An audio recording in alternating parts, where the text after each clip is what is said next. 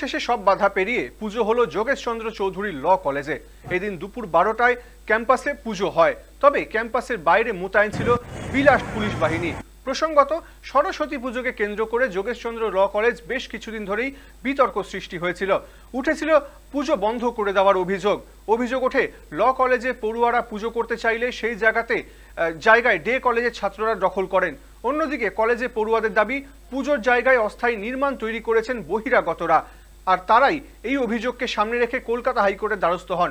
অবশেষে পুলিশের উপস্থিতিতে পুজোর অনুমতি দেয় কলকাতা হাইকোর্ট। এমনকি কলেজ চত্বরে বহিরাগত প্রবেশে যাতে না করতে পারে সেই বিষয়ে নির্দেশ দেওয়া হয় কোর্টের তরফ থেকে। পাশাপাশি যে অস্থায়ী নির্মাণ নিয়ে বিতর্ক সেটিকেও ভেঙে ফেলার নির্দেশ দেয় আদালত।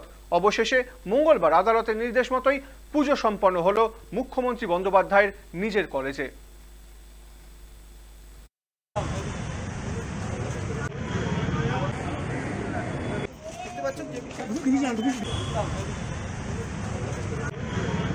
মহামান্য হাইকোর্টের নির্দেশে একটা পুলিশি অ্যারেঞ্জমেন্ট করা হয়েছে যাতে এখানে সুষ্ঠুভাবে পুজো হয়।